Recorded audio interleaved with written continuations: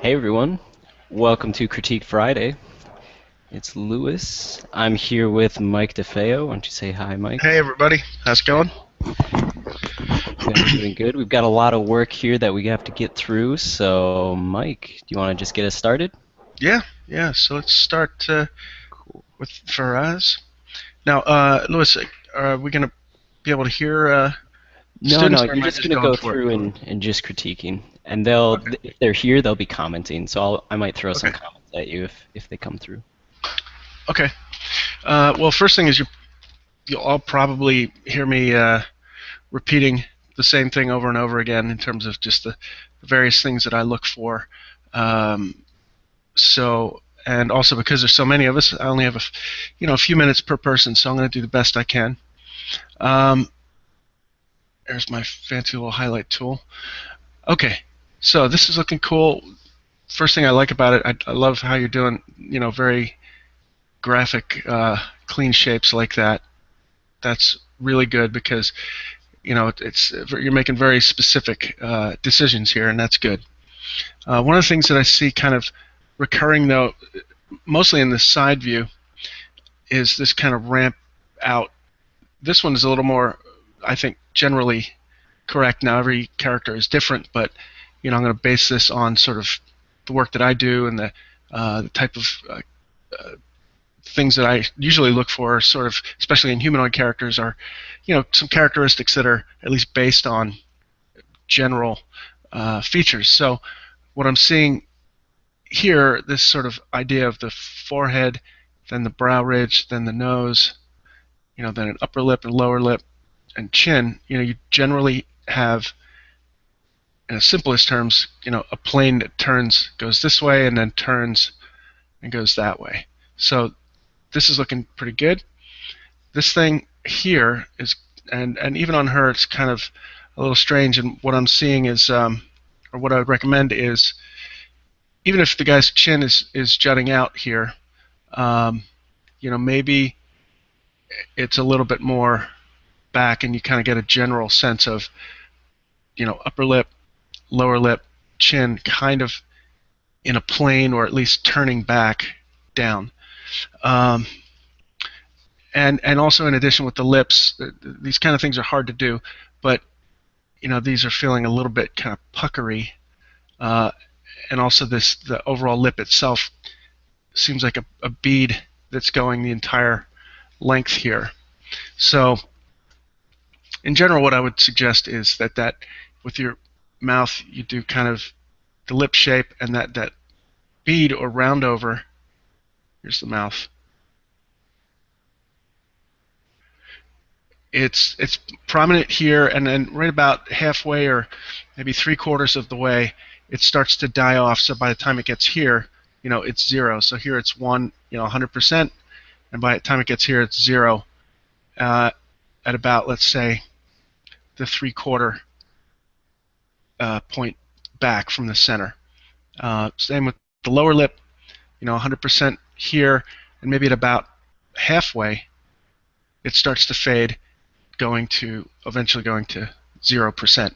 So hopefully that makes sense, because what I'm seeing in contrast in your mouth is something like that this bead is continuous all the way to the corner, which it's possible that can happen on some people, but typically you don't see that. So you're going to want to have it kind of start here and begin to fade out and kind of go to 0. So that's about it in terms of that, but also look out for this curvature here, this big puckery lip. You can see in my drawing here that the lips come out, but they don't really come way out like that, sort of a duck bill. Um, so that's what I would do with these. I think that's going to help you there with the mouth. And yeah, so that's good. I could keep going, but I have to move on. So hopefully that helps. Okay, let's.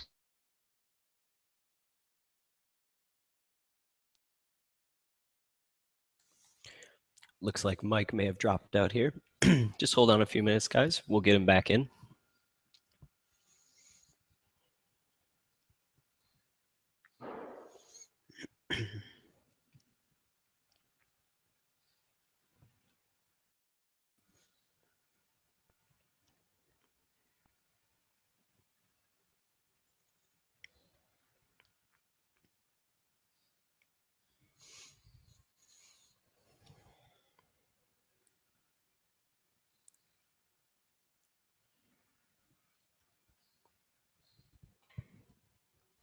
Yep, just give me 1 second, guys.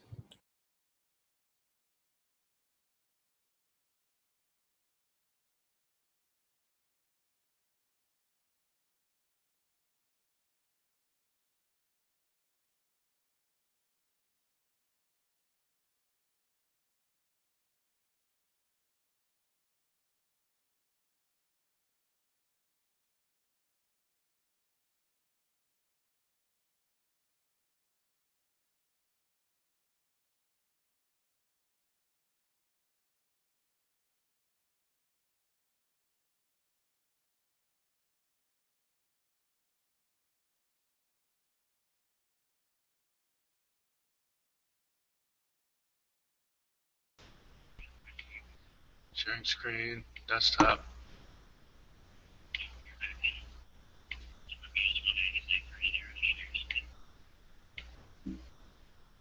Alright, come on.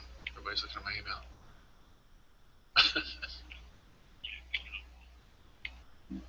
Why can't I quit my email? God damn it. Well, I'll force quit it. Alright, so can you see me now? Working here? Yes, no? I can't see your screen yet. I thought I hit it. That's weird. I thought I hit it. Sorry. Try again here. Share screen, click, start screen capture. Okay. I'm back.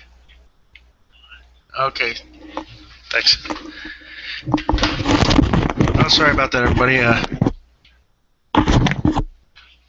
Okay. I hope. Right. Can you hear me? Yeah, there we go. Fine. Sorry about that. I'm sure I'll do that again, and I apologize. Okay. So this is looking great. Very cool. All right. First of all, dig the forms. I like the long neck and everything. What I would suggest here is maybe kind of getting a little more, and when I say anatomy, I'm not saying realistic stuff, but a little bit more of a sense of anatomy in that the shoulders might want to come out to here a little bit. You know, they don't need to be beefy or anything, but it feels right now just a little bit kind of slopey. I'm not quite sure. It'll take a little bit of looking at to get the exact answer, but it's almost as if the deltoid muscles right here, which should go up into the neck. I guess that's kind of what I'm seeing, is that sort of plane change that I'd want to see in there. Whereas here it's kind of like your deltoid's kind of stretching all the way into a little bit too far in. But that's just my take on that. The other thing is, I mean, all these forms are quite nice. Really nice work on the mouth. That's really hard to do. I like what you did with the eyes. But I think, try to smooth out some of these little wrinkles and things that we see here. There's kind of, and I can see it. I guess what I'm seeing is like it feels like a straight line. That's one thing, and there's several little kind of bumps and lumps. So this big area you really want clean. All your forms are basically in the right place. I love the silhouette and the volumes and the shape. But the one thing that's going to make this sing is to smooth this stuff out, clean it, and also have this shadow, this break right here, a little softer, but it should also be a little more curved in that shadow line right there. And then one other thing before we go is the placement of your eyebrow.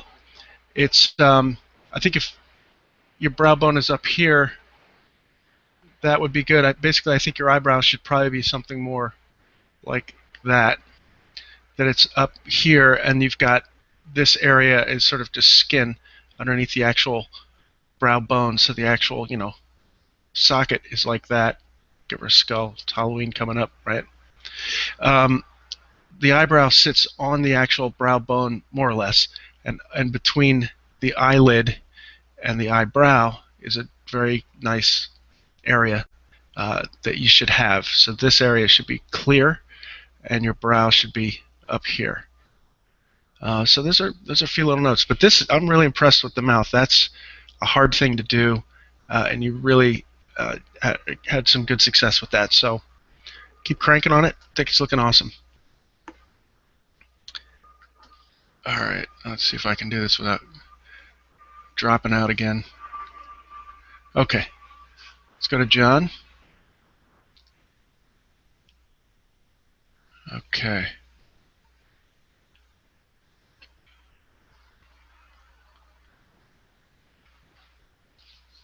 Okay, cool design.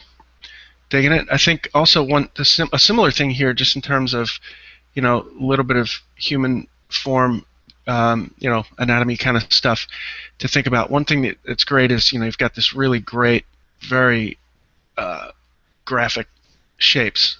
That's awesome. And because it's so pushed, I think you're losing an opportunity here to kind of, push some of these shapes a little bit more.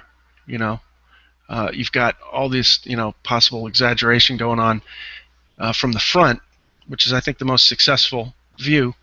And then when I'm seeing it from 3/4, Frankenstein's got that big brow, so I'd beef that up, beef up the cheekbones, and also give a little bit more volume here. You might have a little bit extra skin, kind of a little muzzle kind of vibe going on. So basically, that's it. I mean, again, I think your main thing is some missed opportunities to really punch up your exaggeration like you have from this front view, and also just a little more kind of work with this anatomy to fill it out a little bit and kind of get some of those volumes back in. A little bit of this, not to make it change the design so much, but you've indicated with some of these, with the realistic ear and the way the mouth is, that you're doing a design that has some realistic features to it. So what that means is you're missing some of this volume in here. So that's something, and definitely the brow, punching up the cheek, and I think that should help you out a lot. Okay, cool. Hopefully that helps.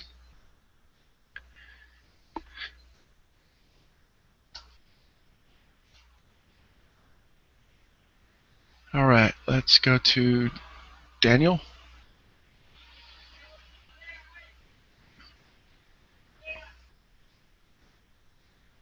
Okay. Well, a much more realistic guy here, but he's looking good.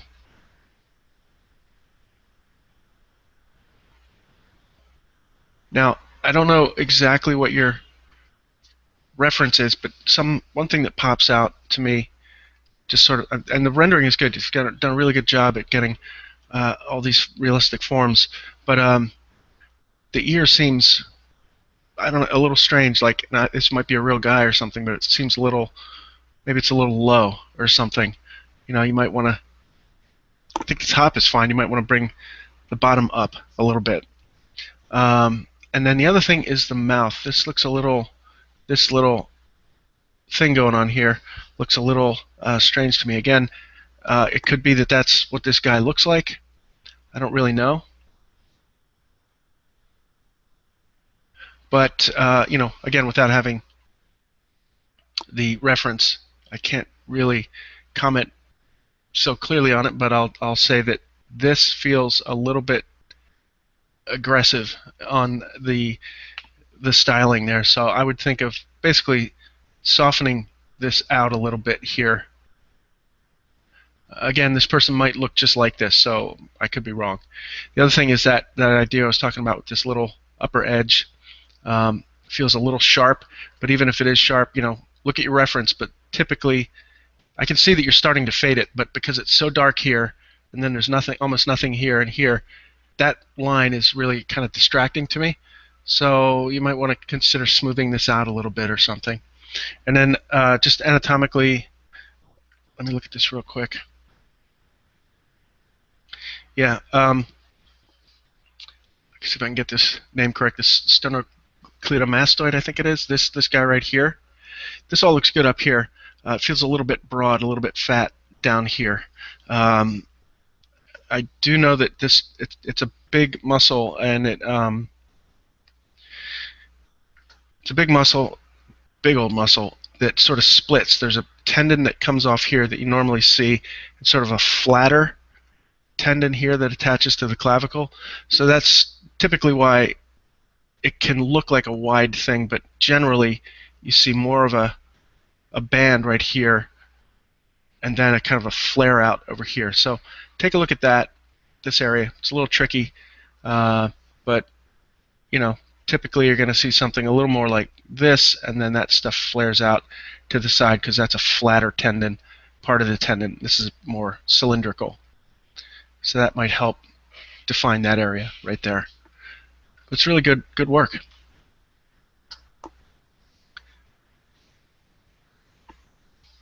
Okay. Kind of in.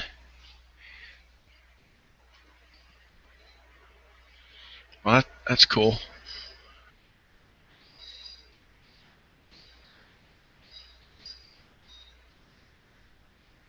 Yeah, really nice. Okay, I'm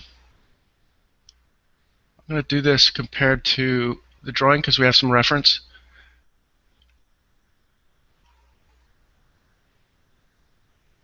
And, you know, it's really nice. Couple of things that I notice just in terms of, you know, referring to the drawing here. And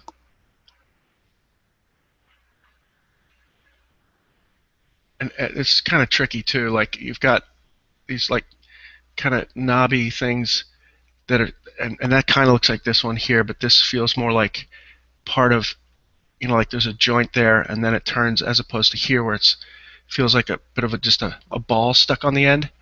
That's one thing. The other is just sort of more general shaping kind of stuff, like the back of the neck is a nice curve, and then you got these straights. That's really cool. And I can see you've got that going on here, but it kind of breaks up and does a little bit of extra stuff here. So look for that flow. Look for that sort of curve against straight sort of thing. Also look for, I'm going to exaggerate this, but and it's kind of hard to tell, but this looks like it kind of wedges out here, you know, and then a smaller taper there. And these feel relatively parallel to me. So you might want to punch that up a little bit. What else? And then in the drawing, this chest sort of pushes forward a little bit. So that's something to look at there. Whereas here's a straight. In the drawing, it feels like it kind of comes out a little bit. But I mean, in general, they're minor comments. I think that there's a lot of great stuff going on here. I think it's really, really successful. I would say, in general, just watch out for things like the sort of shape language. Let's say the wedging of these things. So like that wedge, and while this wedges, it's kind of it's a little skinnier overall than this. This at least has, you know, a much fatter section compared to that, and these are, it's fatter here, but they're not as far apart as these two are here. So just watch those kind of things. Yeah,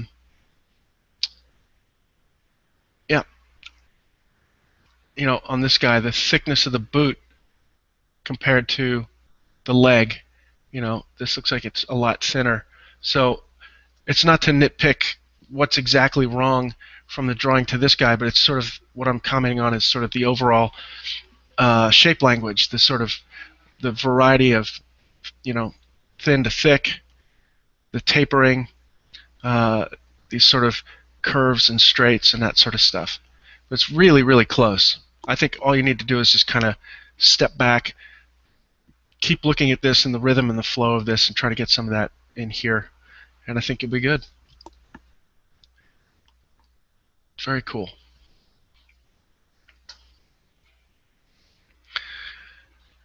This is like speed crit. I'm sorry if I'm not giving everybody enough time. Okay. Anya, here we go.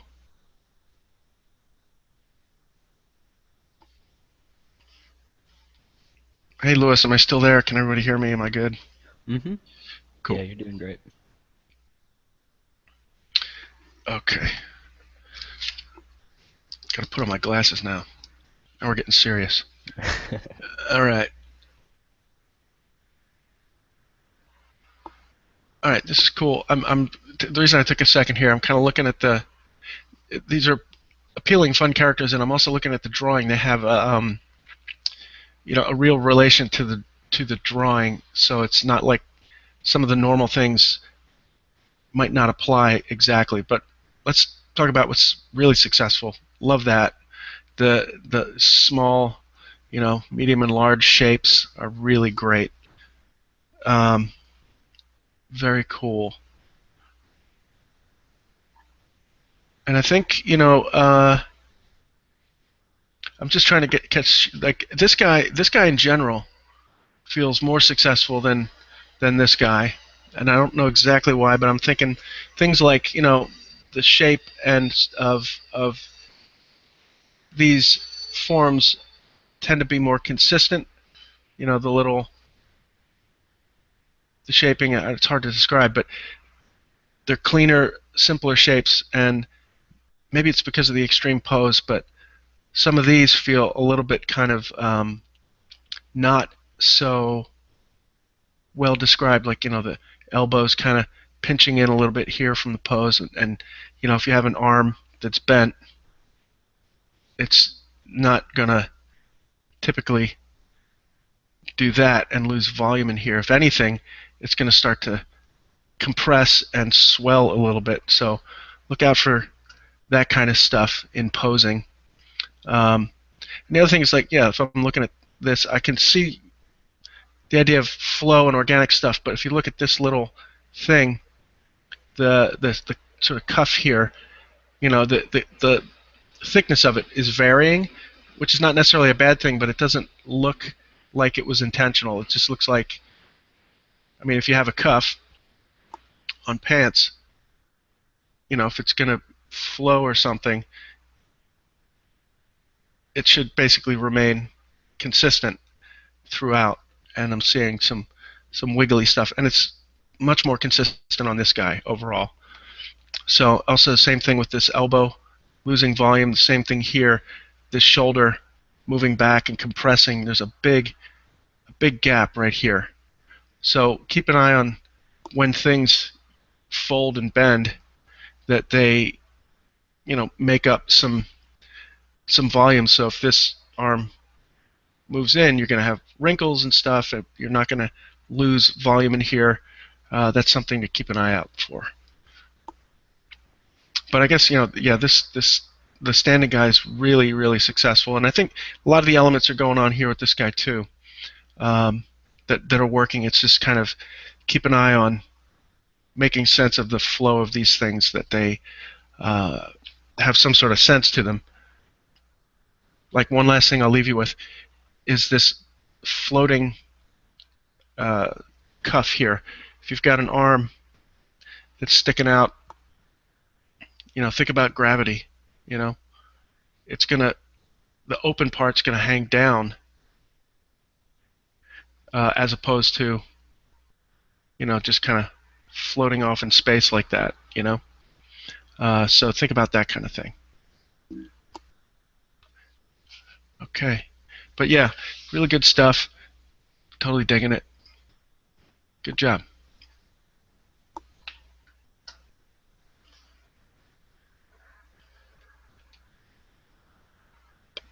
Where are we now, David?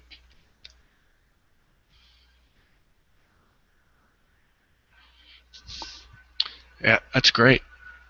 Really nice work there. See, this is what I was talking about before with regards to those facial planes. David's got it going on right here real well. This plane, the nose, all this stuff. See how that's all in a line? Now again, this is more towards realistic, but obviously characters can do anything in animation or storytelling and so on. But this is your grounding. This is where you start from and deviate away from. So if you know that this is correct, and you make a character who's got like a crazy big jaw or something, you can go ahead and do that and at least know that this is what it is like in reality. So that being said, this mouth is awesome. Here again, everybody can take a look at that. Notice how, let me see if I can zoom in a little bit more. Yeah, this is really good. So notice how this highlight right at about 3/4 starts to really fade away. And by the time it's over here, it's 0. So right here, it's 100%. At about 3/4, it's really starting to fade almost to nothing, and then it's nothing. Same thing here. He's got it fading off. Another key thing that he's got 100% correct is the upper lip overlaps the lower lip, like that. That's great. And a big thank you for this little depression right here. Everybody forgets that. It's a hard thing to know it's there if you don't know it, but basically there's this skin, it's just kind of spilling out from the corner here. Like if you look at your hand, close your fingers together and look at the line between your fingers, and that's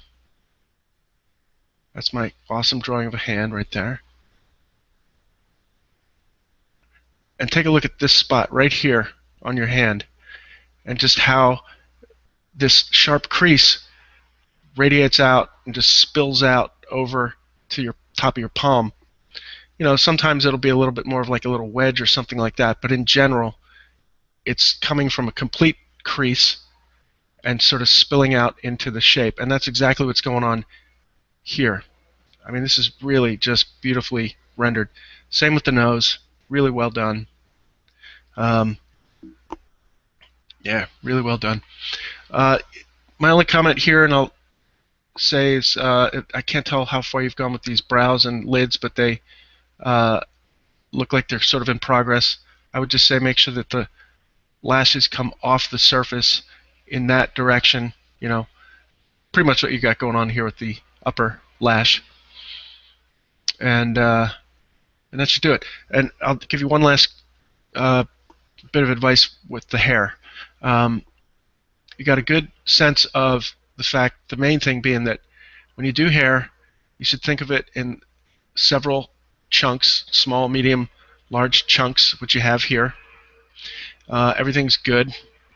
But what I would do is this one little trick that I always do with hair, and you're almost there with that, but think of each chunk, let's say that one right there, and this idea of helixing, like a helix, like a spiral staircase, that instead of having all your hair go parallel to the shape, rather think of it, at least as a starting point, of helixing your texture across. So if this is the center line of the shape, think about starting your strokes on one part and coming over to the other. So crossing that center line,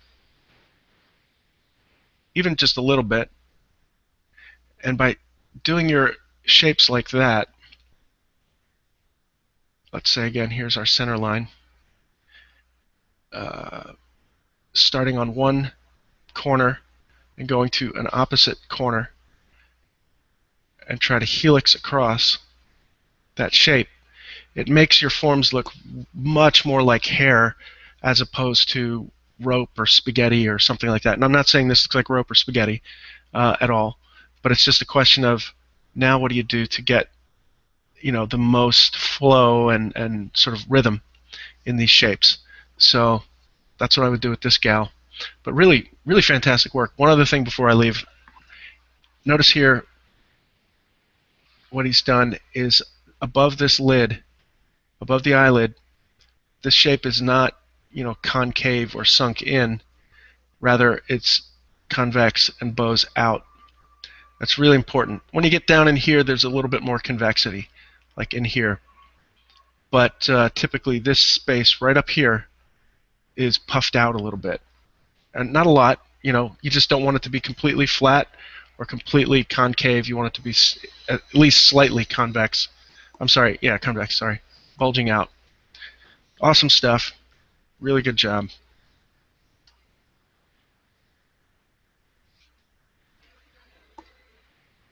All right, where am I?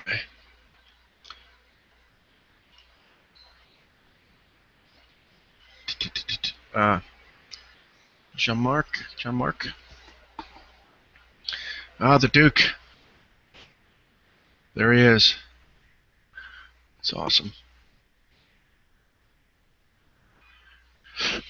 Okay. Cool stuff. Couple of quick notes on sort of anatomy proportional stuff. I love the big shoulders. This layout is great. But you might want to do a little bit of tweaking on some of this proportional stuff. Well, first of all, with shoulders that huge, I think you can give them a little bit more of a chest. Something like that. And then, we're losing some volume back here, your shoulder blades, and that sort of thing. So this area right here feels a little collapsed. You might want to fill that in some more. And then also, judging by the size of these shoulders, I would probably move the arms out a little bit more like that to fill in this sort of dip of the arm versus the shoulder is it's a little strange. It's hard to tell if you were going for the fact that this is supposed to be like the shoulders of the actual fabric being a little pointy and creating a divot. If that's the case, you need to actually put that more in the fabric. In fact, I would move this crease up a little bit. Then you can get away with this idea of it's a lot of fabric that's creating that dip. But if it's kind of tighter fitting or you want it to be more of anatomy, if I had shoulders this wide, I would probably, like I said, fill that upper arm out a little bit. Not to make it huge, but just kind of that sort of connection as the plane turns from this side to this side. That break right there. Also, the hands, the big hands are cool, but be careful that it's sort of feeling a little Frankenstein-y. So you might want to scale them down a little bit.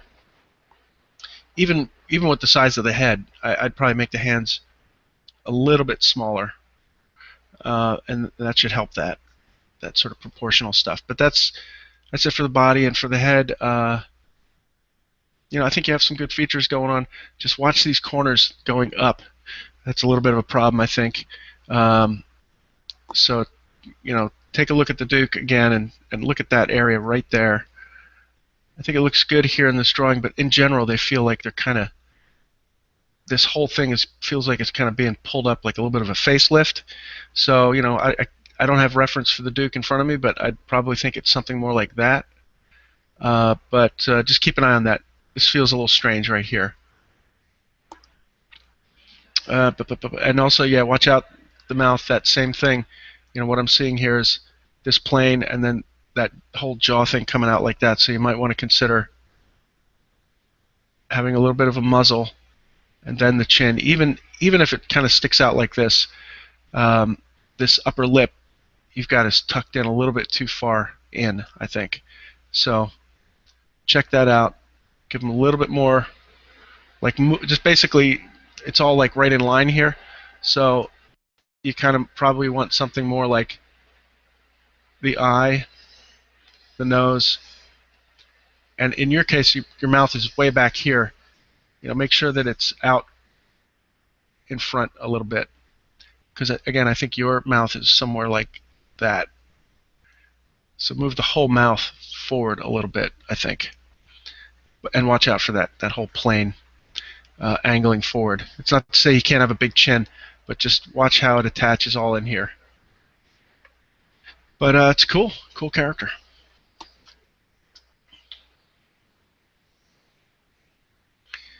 All right, Freddy.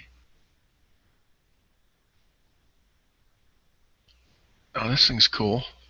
I have no idea what I'm looking at, but I like it.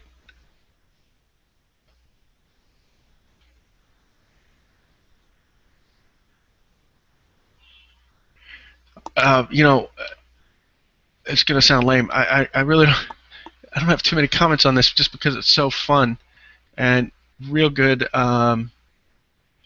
real good sense of proportion. You know, the thing that's great about it is these thick, simple shapes, small, medium, large. They're not boring. They're changing around and looking kind of not too simple or not too static. You know, like literally just that. These two lumps against that one lump and this small one compared to the bigger ones. That's all great.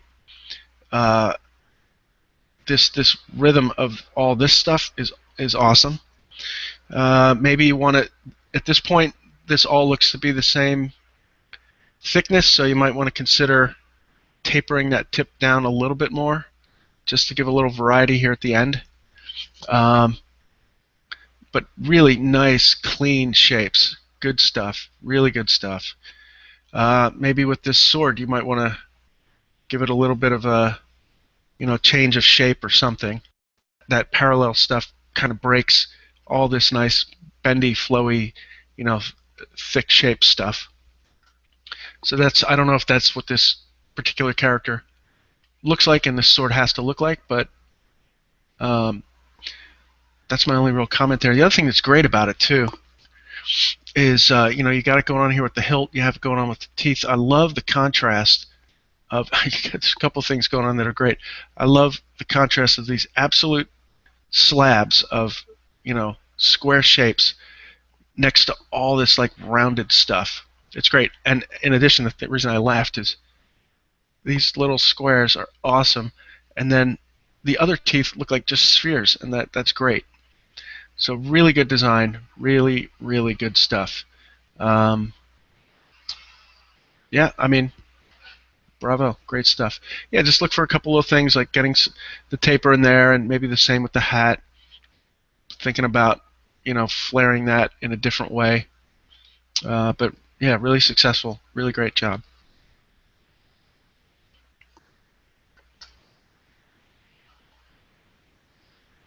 And one more thing before I go, just note to everybody, the reason, again, I'll just say, the reason it's successful, it's like, again, simple, clean stuff. This look, very specific decision making in these forms. I can tell that this was modeled or sculpted with real care to all the marks and forms that were made. Taking responsibility for the sculpture that you do, the forms that you make. I always say that in my classes. It's like, if you're going to make a foot a certain thing, then just go for it. Know why you did it. Make it very specific. It doesn't necessarily mean it's right, but at least you did it with a real reason behind all these shapes, and it's not muddy or something. So this is a really successful character in how clean the shapes are. Not that they're simple, but whatever those shapes are, they're very specific and very clean and very deliberate.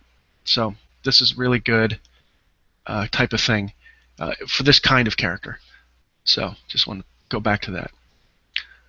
Okay. Let's check out Ashrafal.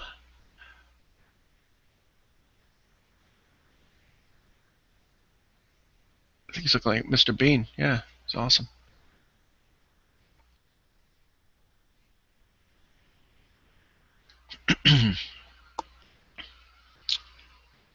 Okay.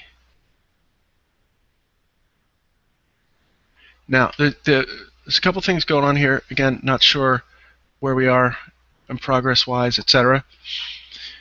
But I'm seeing kind of two different things going on. I like both of them, but they're two kind of different techniques. So this ear, for example, this really sharp, literally angular, beveled thing, and the interpenetrating, sphere eyes, very angular, and I can see it picking up here, which makes sense. But everything else, all of this whole lower mouth, are soft and round. So I'm not sure I guess what I'm saying, just from a design standpoint, uh, if this is an exploration, or if these eyes are sort of work in progress because they're just interpenetrating, that may be the case. Um, but that being said, the forms are great. I like the big, wedge shape, this small shape here, large, medium, smaller shapes, all good stuff. Keeps it interesting. I like the uh, sense of form in 3/4. Looks really good. And so I think that what I'm saying is that having angles and stuff along with curvy things is fine. It's just that this feels like what you've got going on here and here look great. These feel too sharp in comparison to everything else. So I would recommend to just soften this.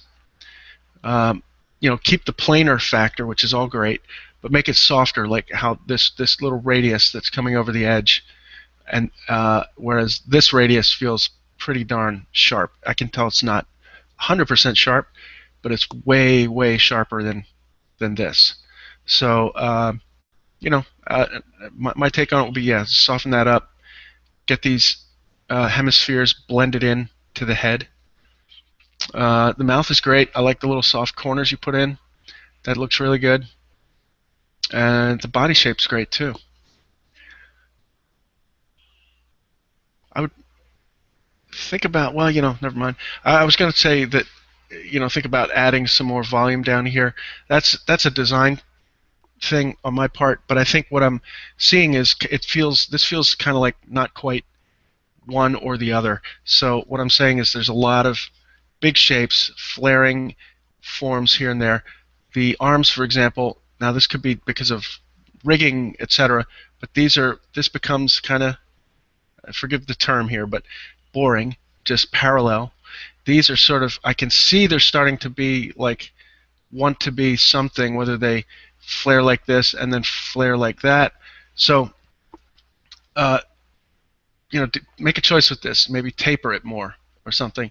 And the same here. Like if you're going to go for skinny legs, go for skinny legs. Go like, a taper and really skinny, or a taper to skinny and then taper back out. Not to make it bell bottoms, but jazz it up a little bit. Give it a little more dynamic, shape language going on, like everything else that's going on here. So yeah, be a little more bold with this stuff, pump this up, or make them skinny and taper these or something with the arms. And I think you're there. Good stuff.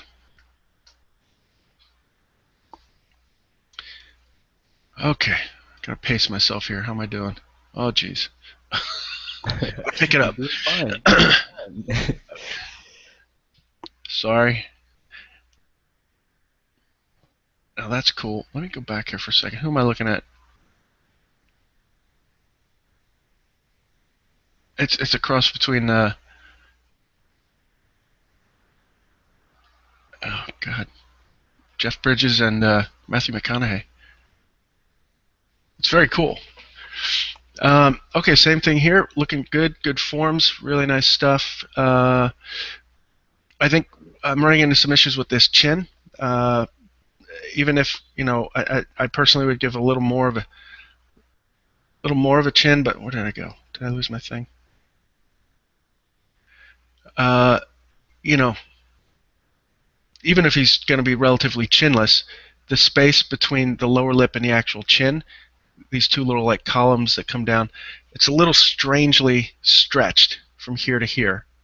And I basically say that based on the amount of distortion, the amount of exaggeration in these. They're kind of like, oh, this is exaggerated, maybe 20 or 30% away from reality, and then this is like 50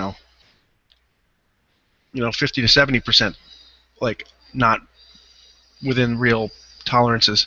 So it's tricky, and I think it's just kind of a question of what do you do with that? Well, maybe you make the chin a little higher or the lip a little lower. Just kind of close that gap a little bit somehow, Something a little strange about that to me. And then one last thing would be the hair. You're starting to get some really cool stuff here, like this shelf. There's a underlying sort of plateau under here, shelf. So that exaggeration. So I'd do the same here. It's like pick something, kick this out a little bit more. Let's see. I don't exactly know what, but do something with it, even if it's a little bit.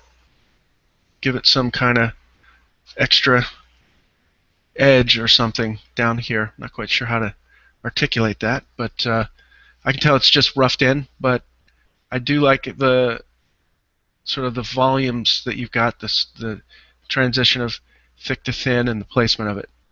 But this is all really successful, really good. I'll leave you with one last thing. This ear, although it might be just placed in, it looks like it's blended. This line is a problem. You'll need to kind of soften this area out, make this blend out into the head a little bit right there. Otherwise, really cool. Good character. Nice. I mean, this is all really, really well done. So, good stuff.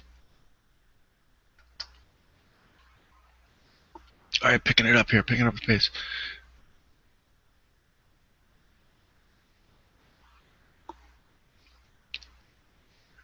Well, now, I'm not necessarily the anatomy expert, but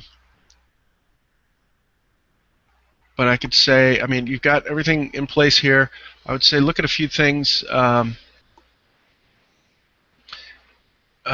like I can see all the distinct muscle shapes, and the placement you've got is good. What I think I'm missing is just kind of the transitions, the blends from one shape to the next. That's a little extreme to me, and you might want to think about softening that a little bit. Also here I'm missing, I can see the lats in the back, but they're kind of a little nondescript. You might want to fill that in a little bit right there. But yeah, just think about transitioning these shapes into each other a little bit more. I mean, you can still be lean and ripped, but just look at your anatomy books and think of, like, for example, the tricep, sort of the belly of the shape should be a little bit higher. So this is the high point you've got now. It's pretty low in relation to where it normally is, which would be a little bit higher, the furthest out point of that curve. So look for those kind of things, and again, like sort of transitioning from one thing to the next. But it's a lot of good work, a lot of effort there, and I guess what I'm saying is try to step back instead of looking at each of the little muscles, which I'm sure you have, but just sort of conceptually take a step back and try to unify all this stuff, so it's not just a sum of the parts, if that makes sense. Look at how this stuff connects. Look at that space there, feels a little wide, things like that. Not by any means an anatomy expert, but I've done a lot of staring at anatomy books and stuff lately. This guy's looking pretty darn cool. Wow, that is like creepy and cool.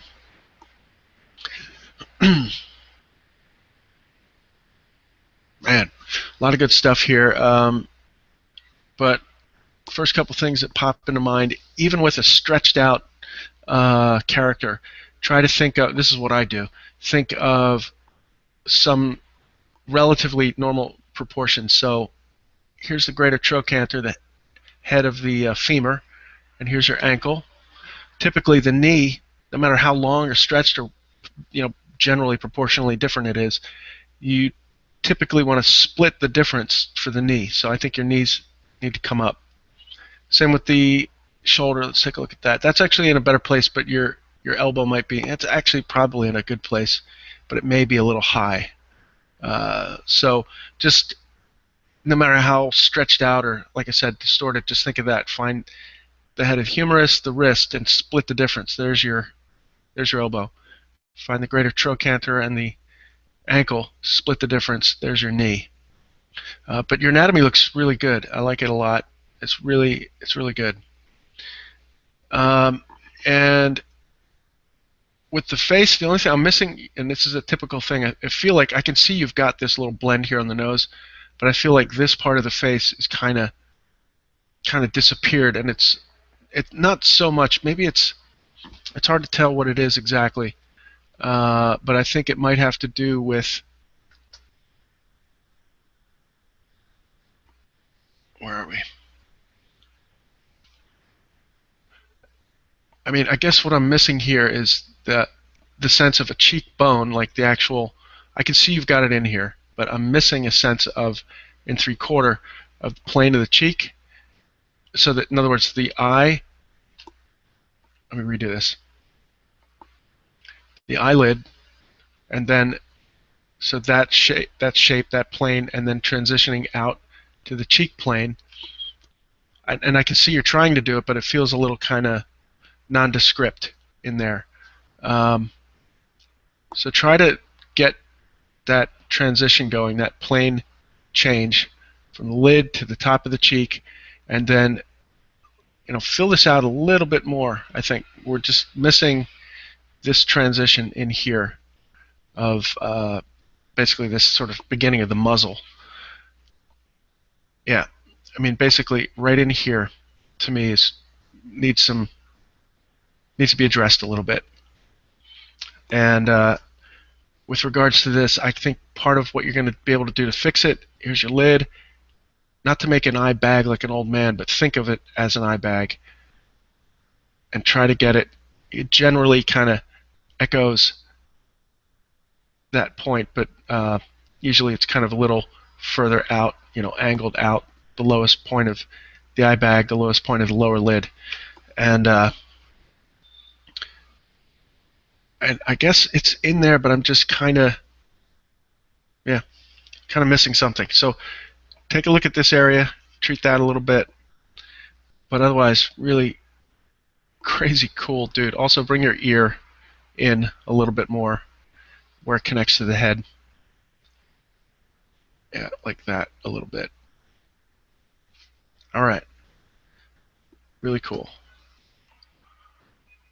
That dude's gonna give me nightmares. I don't know why. Okay. Let's check out Pinocchio. Hey, how's it going, man? Okay, what do we got going on here?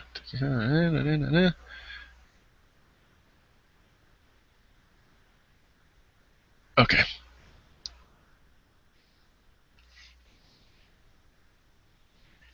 Well, yeah, I see. So your point, it definitely wants to be Pinocchio, but not a carbon copy, which is cool. Got it. Looks good. Let's see. I think the one thing that pops out, I like all the shapes and everything you've got going on. And the tricky part for me on this is there's two things.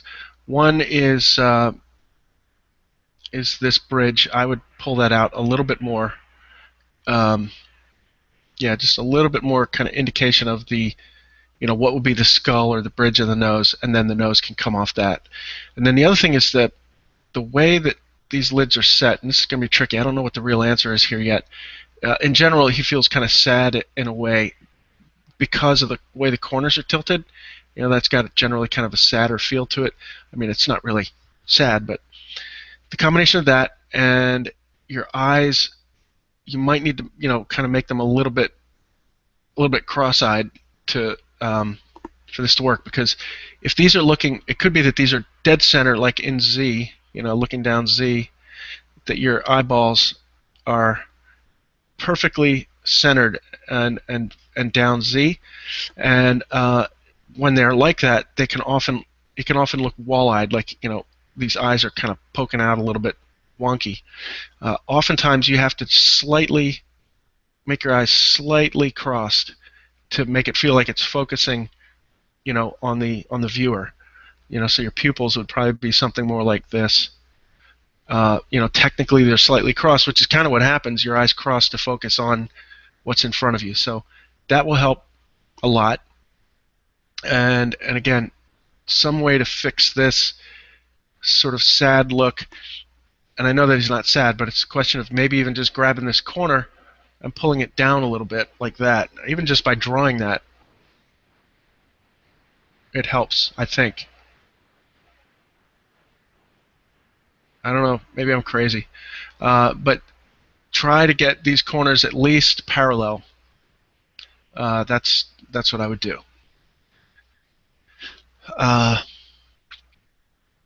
It's cool. And then over here, yeah, just watch this. I would try to make that a little more curved and clean on that outside corner.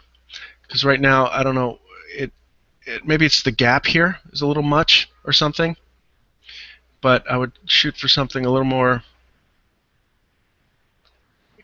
you know, simple, clean curve.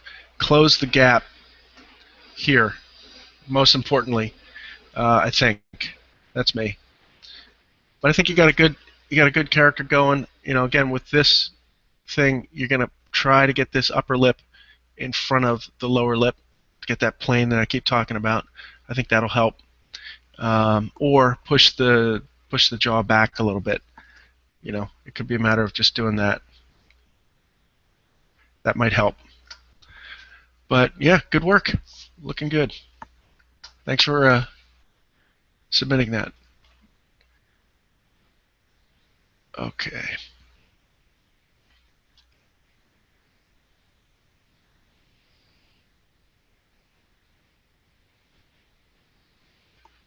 Very nice. Let's see.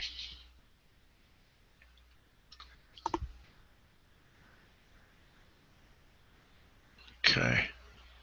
Lots of really good things going on here. My main thought would be on the lower lip and chin. From the front view and front and 3/4, this all looks great right here. All looks great, all looks great. Here, and I think having a big lower lip is fine, there's something about this arc and how much, I guess, of the lower lip is visible back here that's a little strange to me. It could be a lighting thing, it's hard to say, but I'm getting sort of this sense, like I said, you got this plane going on, which is great. I think that's really good. But the sense that I'm getting with this lip, if I sort of draw it in a stylized way, is got this, and then, you know, then this. Obviously, it's way more stylized than it really is. So this lower lip, there's something a little strange about it, and I think for a typical, you know, cute character like this, and again, this is where I would start from, and if a director or art director pushed me away from it, I would go away from it. But typically, that upper lip in this front view, side view, that upper lip should be in front of the lower lip, even if by some degree. And even though it is here, there's something about this little flat on that front lip. So I guess it's a combination of that front lip, upper lip, sorry, not front lip, the upper lip kind of sort of goes flat, and the lower lip is so full, it just looks kind of strange to me. So I think the way to fix this is fill out that upper lip a little bit, make it a little fuller. Not that it has to be bigger, but just fuller like this. And try to compensate that lower lip to take up the difference. And I think I see what the issue is. It's that I think right in here you've lost some volume that you could stand to kind of fill that in a little bit. You know, in other words, kind of go like this, so that that's fuller.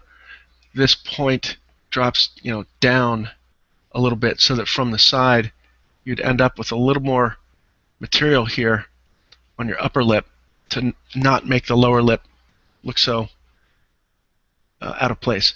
But these are minimal things, and I think you've got a lot of really, really great stuff going on. One other thing before we go is watch this jaw. You know, jaw typically, the actual jaw bone on this girl would be, you know, something like this, right? There's the skull. So you should drop this corner a little bit. So even obviously it's not real, but I would do something a little more like that for the jaw. And that should help. Your ear, I think you said a note about the ear. You might want to move that in a little bit. You're missing, it's a tricky little spot here, but you're missing the tragus, this little tab, and then this thing helixes into that space. So quick little, before I go, quick little ear anatomy lesson. You got this little tragus thing, you got this helix that is separate, and then the anti-helix in here. So this thing curls in, and there's a separation here. And everybody's different, but that's the basic thing. So I think that's what you're missing here. You need the separation from that little tragus thing and this guy coming in there. So take a look at your anatomy books and stuff, or just reference images, and they'll take care of that. But really good job. I mean, you're basically there. And with your hair, remember those notes that I made earlier about trying to helix across each of these shapes? You know, just simple, quick. For example, within that shape, start here, end here, and try to helix across some of those things. Like, it's a better example of that kind of vibe. Will help it feel a lot more flowy, more hair-like. But very good job. We're at 5 o'clock. We're doing okay. What do you think, Louis? We're going for another hour? Yeah, we're doing good. Cool. All right, cool. Okay. Christian, let's see this guy. Whoa, awesome. Man, that's fun.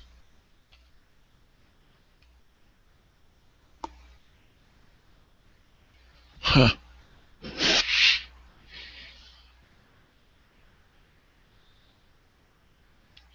Really cool stuff. Okay, so there's a couple little anatomy things here that I think you should address. This head is great. Love this headdress. I love the stylization. No real comments there, just because it's really just really cool.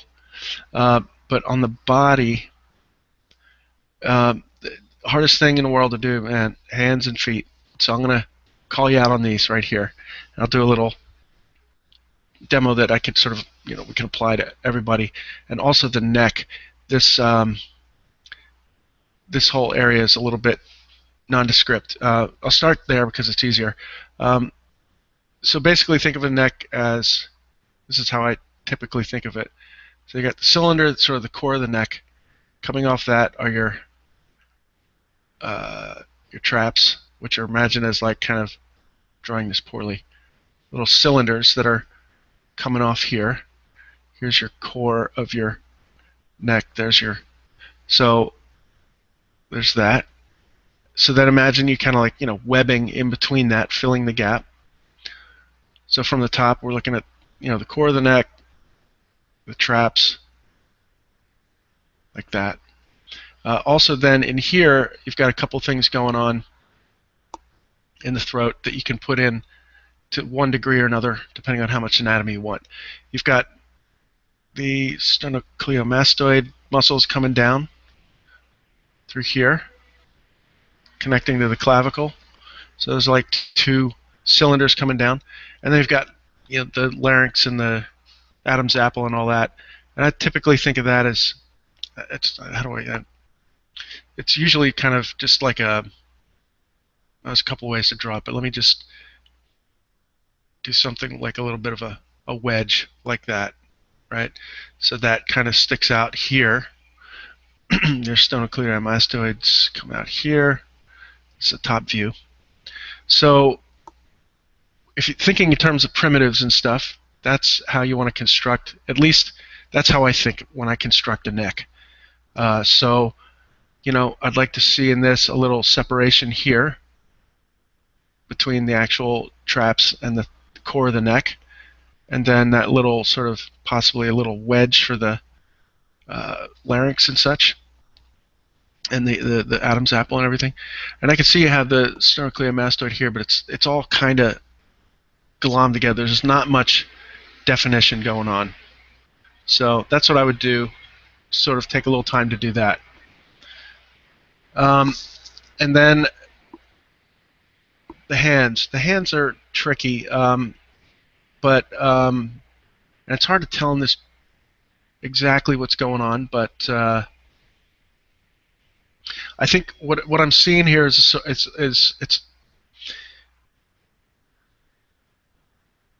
it's a good start, but really it's more a question of where do you want to go with it. So typically you can either taper the fingers, right, or you can kind of go for a stylized, kind of bigger, more bulbous finger, and these things kind of feel a little bit halfway in between. So I would say just kind of make a choice and really stylize those guys a little bit more, one way or the other. That's not the best rendering, but you get the idea. And then feet are tricky, but I'm going to do a quick little thing here. So again, thinking of the feet, typically what I'll do is, think of this little wedge here, and then there's the plane where the toes are, and the sole of the foot. There's that little plane in the sole, and of course the ankle coming down, as a cylinder. So from the side, you usually get something that's sort of like, here's the ankle, here's the ground. You have a decent wedge coming down, and then the toes, right? So you've got this plane change like that. Whereas in your guy, it's all sort of one thing. So you could, just kind of break that plane a little bit, or, in a cartoony style, kind of, round them up a little bit more, whatever you want. But just think of these different components, and then it's a question of, that's the ankle bone there. What do you do with it? Do you go a little more cartoony and say, here's your wedge, and then instead of like a more normal toe pad area, maybe you sort of, bounce it up a little bit more exaggerated. It's something like that. But just thinking of these, the main thing being that you've got, the cylinder coming down, you got this wedge here, and then you've got the toe shape. One other thing is that, let's say, looking at this foot from the front, that wedge, this ramp, is not flat across the top, parallel in a way, I guess. So if this is that wedge, there's sort of a high point here pointing to the big toe, right? It's off-centered and kind of ramps down a little bit, so that, let me clear this. And you've kind of got it going on here, but I can see it here, so that's good. But the whole thing's just a little bubbly and nondescript. So, go ahead and, make that wedge and make the toe plane, that sort of thing. Another little trick I learned from Scott Eaton, an amazing anatomy guy, is the, I guess these are medial and lateral malleolus, the ankle bones. It's high inside and low outside, right? And that's the trick, meaning it's on the inside it's high and on the outside it's low. Where was I going with that? I totally just spaced. Anyway, the inside is higher than the outside. So that's something to keep in mind there. All right. God, I don't know why I just spaced on that completely. I'm jet lagged. I just flew back from London 2 days ago, and so you're going to have to bear with me. All right, we'll cut you some slack. Okay. All right, so that's cool. So hopefully those things helped. He's a cool character. Try to dial in some of this anatomy here, make some decisions on the fingers, and keep those sort of planar things in mind. One of the best books ever for all this stuff is Bridgman. George Bridgman, great stuff. Great stuff. I think he did his books in the 50s, but they're just awesome. Stephen Rogers Peck is also great. So Peck and Bridgman are a couple of my faves. Yeah. Hey, Mike, could you scroll down to the bottom real quick? And if you go up on the right side, there should be one by Samantha. Okay, great. Sorry. See that one? I think I Yeah. lost because I reconfigured the thing. Great, thanks. No problem. She's here, so she was like, "Ooh." Okay, great. Sorry about that, Samantha. Okay. Holy crap! Look at that thing. I kind of wish I missed it. Now I got nightmares. No, I'm joking. It's very cool. Man, nice render too. All right. Well, okay. First of all, great stuff. What's really good about it? Again, coming back to this concept of making decisions and sticking with it in terms of these forms. I mean, these are very clearly, tapering. The cross section is consistent. All this, and it's really good. And for something so simple, it's just these clean choices. Um, Something that I see, and this is just I pick up like when I'm looking at this. There's not much to say. It's all great. So where can you sweeten it up? What can you do? All right. Well, I'm seeing something here. These lines are almost parallel and almost exactly the same size. So you may want to consider having a little variety. Maybe this one's a little thinner, and maybe this one goes out like that to break it up a little bit. Those kind of things really help sort of sweeten up uh, these kind of characters to get that variety in there. Um, Man, see, it's just crazy. Let's see. It's all really great. Other than that, it's hard to say because it's such an alien creature. It could be anything. Um, and I guess one thing that I'm looking at here, and it's hard to tell what's going on, is when I look at this thickness here. What I would do is have this back edge, for example, thicker maybe than the front edge, the actual cross section. So or some sort of tapering. Maybe it's thin here, and that radius as it rolls over, it's thin to thick, etc. It looks like it's pretty thin here, and it also looks though like you've got kind of a double thing going on, and I can't tell if it's a separate. It's supposed to be a separate like outer skin and inner skin or something. I mean, it's really well rendered here. It's very nice. So those kind of things are hard for me to comment on, but all I would say is um, the comment that I made here of trying to avoid parallel forms that are especially parallel forms that are exactly the same size. That's something you want to try to avoid. Again, it's really a minimal comment, but that comment also would apply to edge thickness. As this comes out to the end, I'm going to exaggerate this drawing, but maybe it gets thinner consistently, or the other way around. It's thicker down here and gets thin as it comes to the corner of the mouth. Whatever, just pick one or the other. But and again, it's really hard to tell what it's doing from this angle. But I really like this thin edge. It's really pretty great. Um,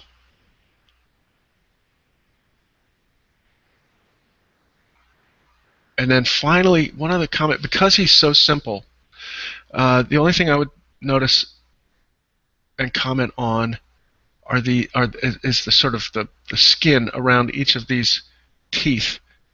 They look like they're all kind of slightly different. Now, I don't know exactly what your reference was, but I would assume that it's a what I would do is a relatively consistent thickness and radius around that, and probably unless the teeth are very specifically, flat on one side, and rounded on the other, um, I would just assume that they're round, right? So that being the case, everything in this thing is so simple. It's logical to me that those would be just cylindrical, conical cross section, and likewise the skin around it would also be a simple and consistent radius. I didn't draw it so well there. So that would be my thought on that. But it's really cool. Really, really good work. I'm definitely going to have nightmares tonight, which is a good thing. Let's see, where am I? Carlos.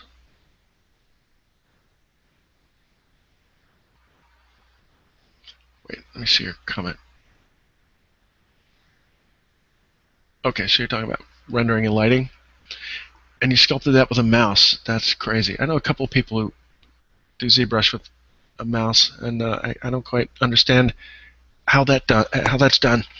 But the lighting is very cool, and I like this purpley, really translucent, creepy skin.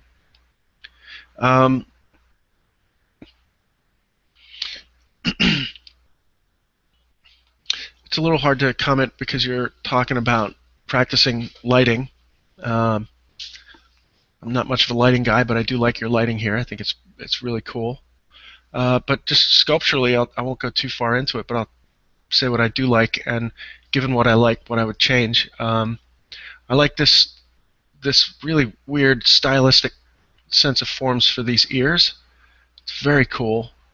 And I like how you've got these like sort of ridges all through this guy. I mean, it's all over the place, which is great. So that being said,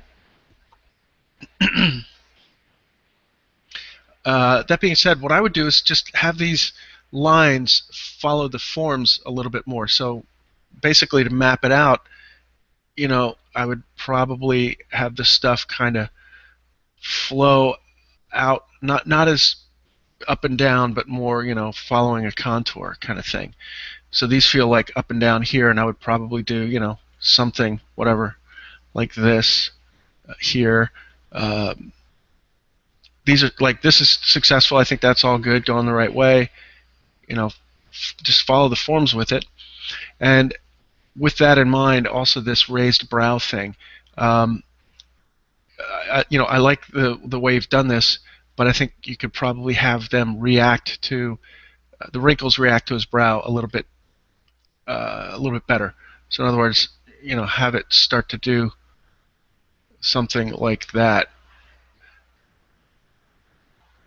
Because it feels like, I guess what I'm saying is this feels like it's not really reacting much to anything. And this brow is pretty significantly up compared to this one.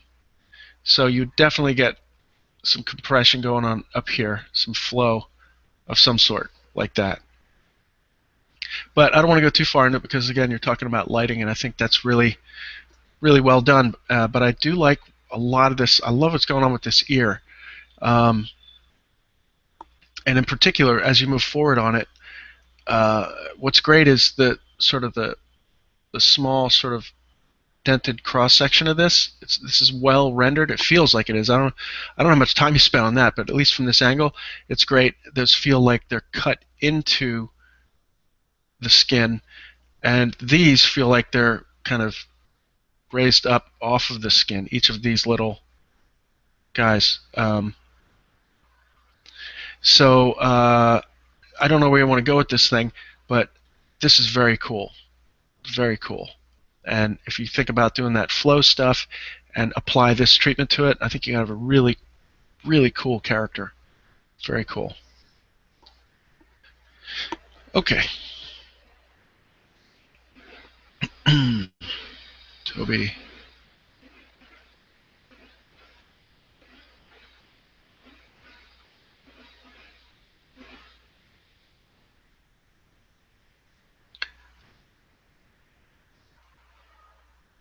Okay, he's fun. They were talking about, I think you said the nose looks uncomfortably added, but well, I can see that. But I think you could probably address that. Maybe move the nose up a little bit or something. Basically, it's more that it's in the lip is the thing that bothers me.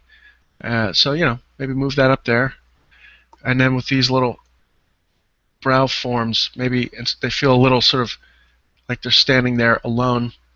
So maybe try to blend them in a little bit more, like integrate them together a little bit more, and yeah, check out this internal eyelid needs to be a little more developed. Like here, you've got a consistent, decent sized lid, and right here it just kind of feels like it gets stopped or interrupted by that shape. So try to fill that in a little bit more. Bring your nose up, or at least somehow give yourself an upper lip, a full upper lip. Uh, or I think that's cool. I think that's cool. I would also do one other thing is you don't have to, but I can see you're starting to indicate it here, is create sort of a little bit of an edge of the lip. Not necessarily to make it look realistic, but from the side, like I don't know what he looks like. He's kind of like that, but it's a big lip. So give it sort of a point, a transition point when it turns from here and goes down. It doesn't have to be sharp, but maybe look at frogs or something and see what their mouths do. I mean, sometimes they probably just kind of go like right into a lip and have their lower lip or something. But see, I automatically put that in there just because that's what I do. But look at some reference and pick something that works for you to deal with this treatment. I think the overall shape is fun. And obviously it's like you're just kind of getting started with it, but it's all a little bit balloony. Nothing's well defined yet. So once you figure out what you want, just try to get some of those features of your reference in that make it a little more believable. So whether you're, let's say, using human eyes here and a frog mouth here, whatever it might be, try to find some reference that you can key off of. Another thing about eyeballs, and let's assume that you're going with a sort of a human-like eye, an upper lid and a lower lid. Not that it has to be human, but it's an eyeball with skin lids that close. Basically think about it like this. The eye is a sphere, and sitting on top of it is skin that's basically a uniform thickness. So you want to almost think of it as, when you make it, as if you have a sphere and you put a slightly larger hemisphere over it. That thickness is consistent all the way across. Same with the lower lid. So that when you look at it from, from the front, let me think how I can draw this. Well, just looking at a human eye, basically. That thickness should be relatively consistent. And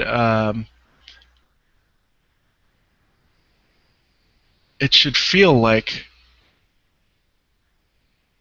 you've got this surface, and then the plane turns, and you've got two separate surfaces going on. Doesn't need to be razor sharp, but there should be the sense of this direction, and then it turns that direction. And that the thickness itself should be relatively consistent until you come into the rest of the head or the cheek. And it should not be, some kind of blobby thing, like that. It should be, whatever it is, you should probably do something like that. So that's what I do. But just think of it, that the idea that it's a piece of skin. You had this is going to be gross. Piece of skin that's that thick, and you draped it over an eyeball. You're going to end up with a uniform. This is a bad drawing. Sorry. Thickness sitting over top of that eye. If that gets draped over it, so that from the side it's a uniform thickness all the way around this whole thing right here, this underside right here. So that's a way to think of it. Like I said, the simplest way is like we've all done. drop a hemisphere over top, and you're going to automatically get that. And then if you blend this all together, then you got magic. So yeah, think of that. That's just a general concept about reference when you start going further with this to figure out your forms for, again, like a frog or whatever that is. But he's looking fun. Good stuff. Okay, where am I? Michael. Marionette character. Okay.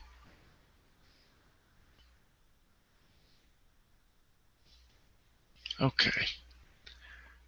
Cool. All right. So with this guy, I think similar things that I was talking about are probably key for you here, especially in the side view. Now, he's got big cheeks, and I think you're going to want to pull those back a little bit so that you can at least see the mouth from the side view. That'll help. I would also kind of roll this forehead back a little bit, the brow and everything, so that you've got something like this going on. Well, that's better from the side. Take away a little bit of the brow, pull the cheeks back a little bit. I think that'll help quite a bit. And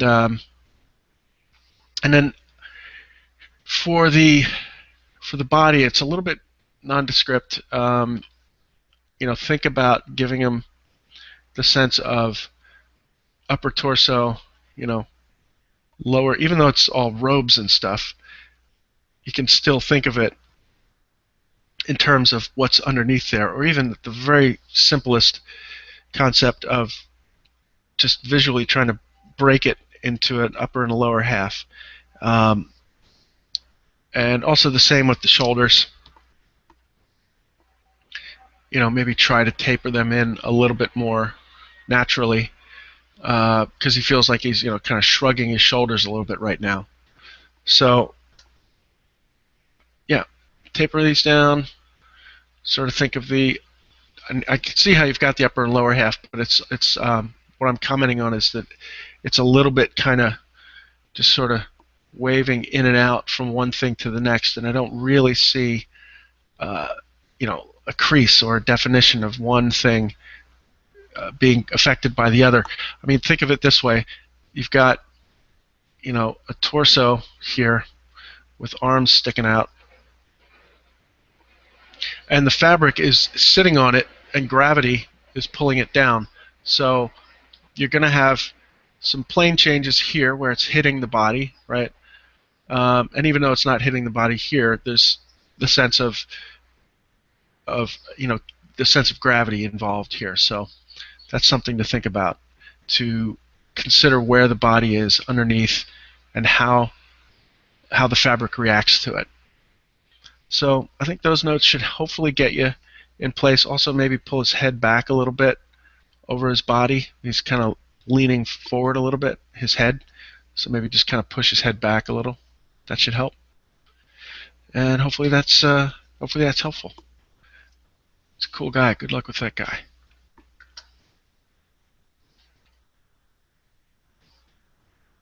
Okay, Drna. Oh boy, I gotta pick up the pace. Half hour and ticking. Oh, she's cute. This is great. Really nice. Really nice.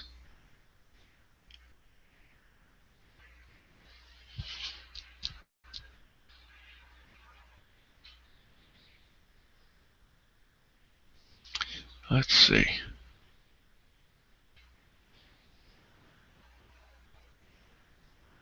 This is going to sound lame. I'm just going to start with the shoes. Yeah, they feel.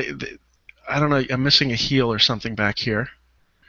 It's like these cylinders with this thing sticking out. This slab sticking out the front. It feels a little bit too much like this. When a foot, especially with all the anatomy you've got going on here, you got to get the shoes right. So there's a structure to the heel behind the leg, right? So that's something to consider, and it's also very cylindrical here. Usually there's some kind of wedging or tapering out back here, one way or the other. So that's something to consider. A couple little anatomy notes. I mean, overall the character is very appealing. Uh, the hands are great. They're really simple, but the rhythm you have in these fingers are great. The face is great. You know, there's a few little things that I might tweak. Like I can't tell, but I can't tell. It looks like the head. It feels like the head's separate from the neck, and that could be a lighting thing. But just you want to make sure that that jaw, that there's an ear and that the neck is back here. I guess that's kind of what I can't really see, so it's hard to tell. The other thing that's really great, good work on the hair flow. I mean, there's no real strands or rendering, but you've got a really good sense of volume going on here with such a simple shape. So like I said, you put a few of those little strands and things and you're set, but good weight, good flow, really nice. I'm missing a little bit of sense of the torso, change of plane. Typically, your torso kind of kicks out a little bit, and then the belly kind of rolls under a little bit. So you've got this sense of this sort of thing going on, this plane change. And what I'm seeing here, this is a very minimal comment, but what it feels like is you've got the torso sitting directly over, or the rib cage directly over the abdomen, directly over the pelvis, very straight. And in fact, normally you want to, just in a sort of a normal, this head's facing forward, looking that way. This is slightly exaggerated, but you kind of want to have this sort of stance like this, where the that's burning my eyeballs out. Sorry about the color. So I'm missing a little bit of, not that it needs to be sway back. She's standing straight, but even so, you'd have a little bit of this going on. So what I'm saying is that assume that we'll keep this rib cage and chest exactly where it is. I think that your stomach can kind of just arc out just the slightest bit of indication of curvature here. Hopefully that makes sense. Yeah, because what I'm seeing is it dropping straight down from the rib cage, and even with a flat stomach, you're going to have some slight curvature here. And also a similar thing with the hips too, is that I can see you've got the anterior superior iliac spine right up here, this sort of hip bones, right? But I'm missing a little bit of, not necessarily but the fact that there's a kind of a, and the belt, maybe it's the belt that's doing it. It's hard to tell, but I'm missing a little bit of an arc to the top of the back of the pelvis. So it feels, just think about that. Look at your reference and look at this arc here compared to, the front compared to the back. Look at that slight curvature right there. Again, super subtle stuff. It's really good. And then a little more definition in the break in the arm, even though it's straight. It's just feeling a little sort of wobbly. But again, not much. It's really great. I don't want to keep going because it's just like, I don't want to tear it down because it looks great. The appeal is there. That's the key. It's an extremely appealing character and proportions. I would just say look at some of the anatomy stuff, mostly like this idea of rhythm of shapes. This arc, this flow of the hip, this flow of the stomach. This outside leg, usually there's kind of a straight here, and the inside arcs down below the kneecap. You've got this sort of, this going like this going like this. So look for those rhythm of shapes, and I think it'll be dialed in. Again, I don't know why I'm so fascinated by this hair. It's really well done. It's for such a simple shape, and that's a good sign, because if you can jam that out on a simple shape, you're doing good. So, great work.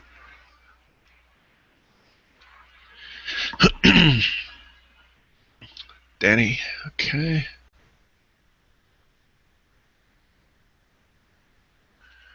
Okay.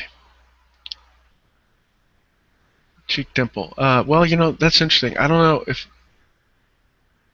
I probably wouldn't put it there unless it was more extreme smile, and even then, it probably would be somewhere like here, like out here. But that being said, uh, good stuff. Liking where this is going.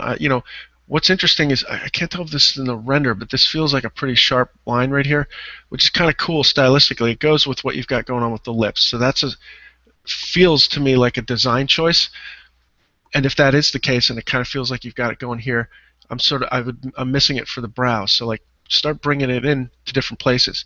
Put it in the brow, put it in the clavicle, put it on the rib cage, that sort of thing. Here again, I'm missing the sense of that transition of the rib cage. That's a little nebulous back there on the back. So kind of try to think of rolling this under, and then flowing that into the hips. Your arm feels slightly disjointed, so again, I think if you left your shoulder where it is, the arm itself should come in a little bit. And they feel like they're kind of floating out away from the body too much. So if that shoulder's there, I'd be bringing the arms in a little bit like that. I think that would help. And also maybe drop your clavicles a little bit. They feel a little bit high, a little bit high.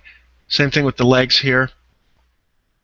Typically it comes in, then you have a flat, and then the calf starts, and on the inside it arcs a little bit lower. So that's something to think about. Just like that. Okay. Good stuff.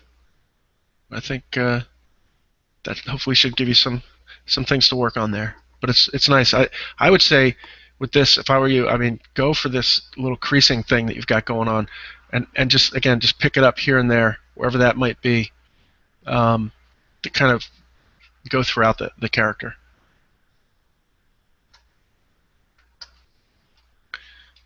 Okay. Andrea.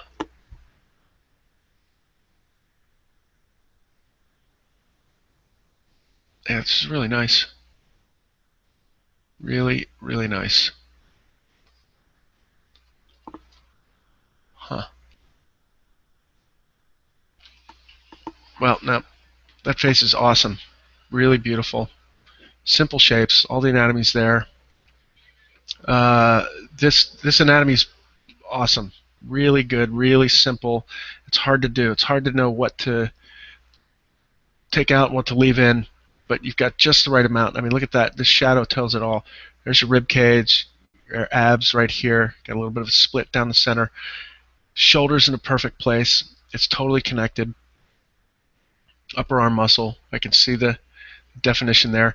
The hands, I think you mentioned something about the hands, and they need a little bit more TLC in the shaping, but more so it's a question of posing it on the rock. That's what I would do there. Face is great. The only thing the only thing about this face that I would change personally is this chin feels a little bit separate from the jaw, and based on all your other forms, I would just smooth that out and connect it a little bit more as one piece. It's really great. And then for the design in general, I can't tell what's going on with the eyes, but it's like she's kind of looking off, but not really. She's almost looking at me, at the viewer, right? But at the same time, it's not quite there. So I would pick one way or the other. Either have the eyes directly at the viewer, which I don't think they are right now, or have them, extremely off, looking off at something over here. Because right now she's like looking just at my, the top of my right ear, So pick something with the gaze. But this is really beautiful. really, really super job on this. Congrats on that. I think it's really great. Again, everybody, look at this for stylized anatomy. I couldn't really do it any better. That's exactly what I would do. That's really perfect. Again, only thing missing are the fingers don't feel quite finished. They need a little bit of something, a little bit of indication of a nail break, the change of the at the end of the finger. But the placement and the size and the scale of them are right. It's just they need a little bit of TLC, but not much. They're really, really good. Yeah, that's awesome. Okay. Okay. Oh man, we're getting close to time here.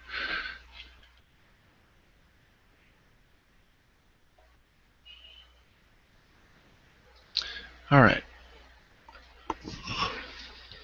Well, that's cool. Excuse me for yawning. I'm very tired from my jet lag. It has nothing to do with what I'm looking at.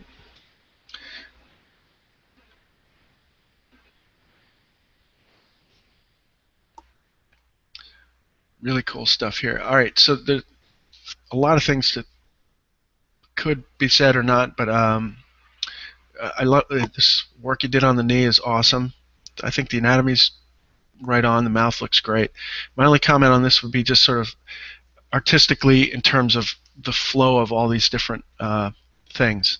Kind of like I made that comment before with the neck wrinkles and stuff. You know, these shapes feel kind of all the same size. So you might want to get a little more variation in there, a little more, and not only that, like a little more drama. Because of this big swoop, and the water splashing everywhere, I can tell, I assume, that there's a lot of movement, a lot of drama. So you're getting it here with this, but these feel just kind of like dead, just sitting there. Maybe you kind of kick one up on the end or give this a little furl that way. And the same with the hair, or I'm sorry, with this cloak. The turn here where it's flipping over on itself is great. And it comes out here and it just kind of, I can see that you're trying to get some drama in there, but it just kind of, to me, sort of stops. I mean, why not give it an extra couple of kicks of something? I don't know. What I would do if I were you is look up Bernini. He's the man with Drapery. Look up some of the stuff he's done for the Vatican. Like there's this one, I think it's like Constantine or something. There's this one awesome thing in the Vatican. It's this dude. I can't remember who it is. He's on a horse, right? This is a horse. Believe it or not. There you go. But there's all this crazy drapery that's carved, and there's just all this insane, crazy stuff going on. It's just beautiful, amazing. There's another another saint. I think it's Bartholomew or something in the Vatican. One of those classic dudes standing there holding a staff or something. I don't know what he's doing, but his his cloak is just doing all this crazy cool stuff. So look at the masters. Go back and figure out, find some really kick-ass drapery. The Baroque period, I mean, that's where you want to look. You're going to find all of it there. So that's, I think, what you need with this one. But it's really good stuff.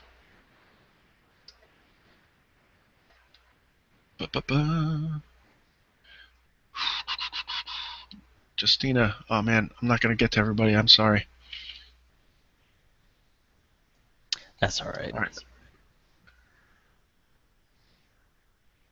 Okay. All right, so this is cool. A couple things.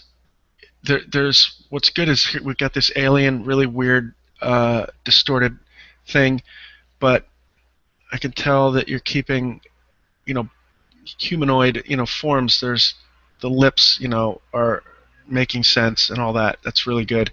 The consistency, thickness of eyes, the outer corner higher than the inner corner. All good stuff. I think it's the one thing I would say it's a little soft. You need to come in and pump up some of your darks and your creases and things here and there, but your forms all look good. Um, excuse me. My only thought is that I think this spread back is a little wide. I mean, now that's not to say that this alien dude can't have a face that's bent that far back. Um, I guess really what I'm reacting to is the placement of the eye within within that head. So, uh, again, this is all subjective, but I would probably sink this eye in here. In other words, this corner I would drop down a little bit or drop back in the head a little bit. Um, just because, if this is a skull shape, there'd be a socket here. It just feels like this eye is kind of floating a little bit on the surface. Not much. I mean, I can see that you've got it, sunk in here a bit, but that's all I would. That's just my personal take. Is imagine that this point here is locked, and you rotate like as if you could grab the entire eye. Rotate this down a little bit. This inner corner. Keep that locked. Rotate the inner corner down so that your eye is something more like that, maybe. Keeping all this where it is, so it kind of becomes a little bit deeper in the socket. Not too much. Um, yeah, yeah. I mean, that's my only thought on that. And again, that's just personal design thought. But I think he's very cool. I like it. Da, da, da, da. Yeah. Well, the one other great thing about it too, I love I love this arc right here. This whole thing is awesome. That's great. I think you could use a little more anatomy, like the indication of the plane change here from the brow to the side of the head to the cheekbone. That little bit. Um, Not that it needs to be super anatomical, but I can tell you've got enough sort of realistic stuff going on that's kind of what I'm missing. Is like, where's the cheekbone? Where's the plane of the head? And again, being careful with where the jaw is. I might move that jawbone a little bit, the back of the jawbone a little bit further forward. Okay.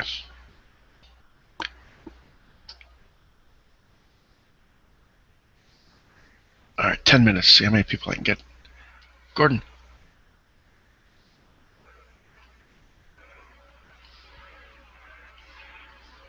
Another great model. Really good anatomy. Really good. These hands are really nice. Um, One thing about the hands, and believe me, I do the best hands I Mike, can. Oh, am I going? you're going Optimus on that. Going Optimus? Sweet. Yeah. All right, hold on. Never Hold on. fails. Yeah, yeah.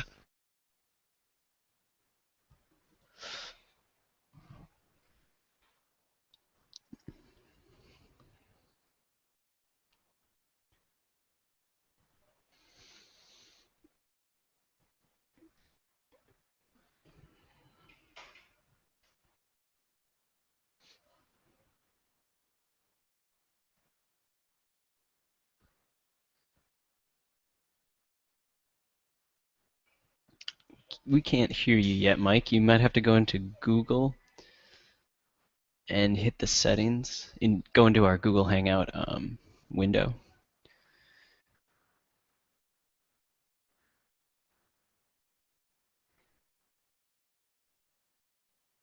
Yeah, we can't hear you.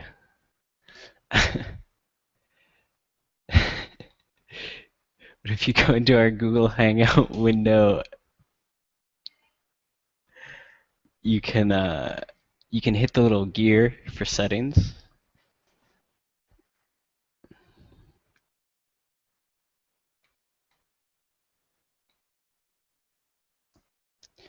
and just reselect your microphone there.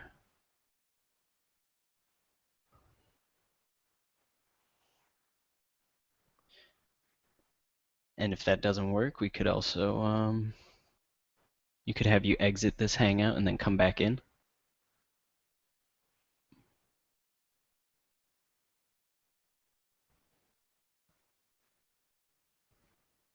Yeah, still getting nothing on our end.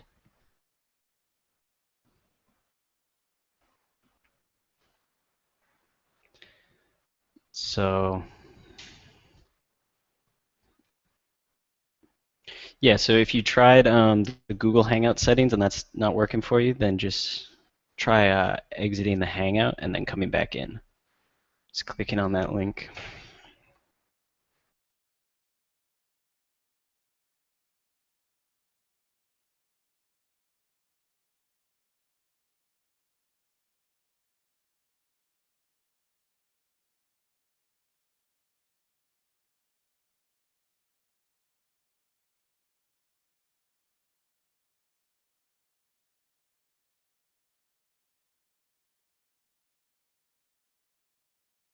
Oh, here we go. Okay. Can you hear me at this point? Okay. Am I back? Hello? You're so back. Sweet. All right, sorry about that, folks. All right, let me just see if I can get a couple more minutes in here. Yeah, this is great. Well, it's hard to tell in this image, but I'm not even going to go there. It's just like that they're really well rendered. It's just I would probably do a little taper on it, but that's not even worth talking about. But just the great, perfect, simple anatomy. It's really good, really well done. Eyes are great, face is great, really good. Um, I don't even know what to say at this point on this one. Again, I guess my only thought would be thinking about the taper on the fingers. They look like they're beautifully rendered, but they look from this view like they're relatively parallel all the way down, and you may want to consider, a slight taper to the finger. Again, it's really hard for me to tell. But if I look at this pinky, it looks like each of these joints is exactly the same width. Each of the joints, right, like this, right? So this segment, that segment, that segment. Um, so that's something you might want to look at, is just adding even if you do it on the last digit, a slight bit of taper. Even if the nail, for example, is like a squared off, kind of manicure, that the underside of it, roll that up a little bit into it. Uh, Again, everyone's different. I can see it's going on here, but for some reason, I don't know, it just feels like there's a lot of skin here, there's a lot of skin here. So maybe from the side, I can see that taper. Maybe it's from the top that the nail is, maybe there's a lot of skin here or something. I can't quite tell. But that's like so minor. The rendering of this is really, really nice, and I just think it's just like some subtle, it's just a personal take on it. Yeah, and anatomy-wise, just I love that. You got the little plane right there, which is really great, really awesome. And geez, I mean, I don't know. My only thought might be to soften, and I'm sure people, your model or whatever the reference was, could have had some very distinct tendons here, but you might want to soften this a little bit, just a little bit. Because she's so stylized here, this is starting to feel a little bit, not necessarily even realistic, but maybe more than it needs to be. The clavicle and the sternocleidomastoid, it's just a little popping, I think. So maybe soften that a little.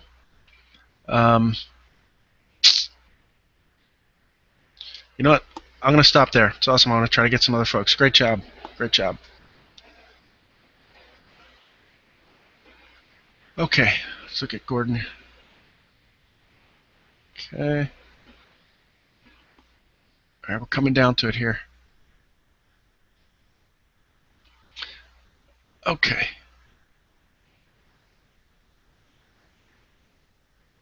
All right, so with her, I think we're we have a really good start on your anatomy. There's a couple of things that I personally would do to help you out here. One thing is your hands are kind of crunched up a little bit, and it's just a personal thing when I do stuff like this, especially if you want a feminine hand, is just, try the hand open a little more relaxed. I personally find it a better way to get a hand done is to have it relatively open, and it just so that you have some flow and that sort of thing through the arm. I think your legs are looking good. Just watch the calf is coming up a little bit high here. You might want to think about it because this muscle tends to come down. Then there's a bit of kind of a resting space in here where the knee is, and then the calf starts up. So calf, little tendon. I'm sorry, back of the leg. There's a tendon here, and then the calf starts up. And then try to there's a little bit of something I can't quite tell. This is a design choice maybe, but a little bit more taper. Not to give her a Barbie waist or anything, but a little more taper, and then curve here. And in this overall sort of curve, you might want to consider a bit of a rib cage and then the stomach. So simpler. Not simpler, but I guess you've got enough anatomy going on in here that I think we're missing a little sense of a rib cage and then stomach kind of thing. Very subtle, but I think that will help a lot. And then also watch out, there feels like a little bit of a wiggle here on that lower lid. You want to, in general, on everything, try to make this stuff simple and clean. Simple upper lid, simple lower lid. Not just, it really should be one arc for the upper lid, one arc for the lower lid, and that's it. And try not to do, I can see it feels like it does that. I'm exaggerating, obviously. So instead of that, little simpler shape. And I think that'll help her out quite a bit. But I think you're definitely well on track. It's looking really good. Okay. Oh, 1 minute. Oh my God. I suck. I could keep going for the rest of this if people want to hang out, but let's just let's go. Another thing you can do, Mike, is you could come in and post some stuff maybe later. I mean, if you got things to do, tomorrow or something. But you could come in and do it, give them some feedback, just with comments as well. Okay. Well, sure. You can help me figure out how to do that later. But what do you want to call it now, since it's 6 or? Yeah. So just really quick, if you were to go in there and you could just click to add a comment, or like I showed, we have the new annotation system set up too, so you could come in and do some of that kind of stuff. So if I'm on here, I would basically download and then. You can close the download. You can click on the annotation if you want to do it like that, but also you can just leave a comment. If you click the annotation again, you'll close that. Okay. And on the right, you can just make comments. Okay. Is there any way to do like leave a drawer or something, or just post it as a drawer or something, or? We don't have anything like that yet, but that's something that we could work on. Okay. Well, I'll see what I can get to. I apologize for not getting to everybody, but you know what? We'll do it again soon. Hopefully, for the folks who I didn't get to, I've hit 1 or 2 notes that may apply to your work, but hopefully all that was helpful. I guess that's it. All right, cool. Thanks, everybody. Well, yeah, thanks, Mike, and thank you, everybody, for submitting, and we'll see you guys next week. Okay, bye.